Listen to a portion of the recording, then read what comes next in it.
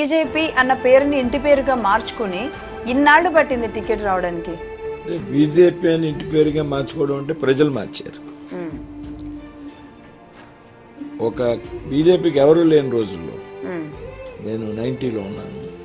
So ఎప్పుడైతే ఒక ఆర్గనైజేషన్లో మనం కమిట్మెంట్తో సిద్ధాంతాన్ని నమ్మి పనిచేస్తామో ప్రజలు మనల్ని గుర్తిస్తారు. మన క్యారెక్టర్ని, మన నిబద్ధతని ప్రజలు ఐడెంటిఫై చేస్తారు.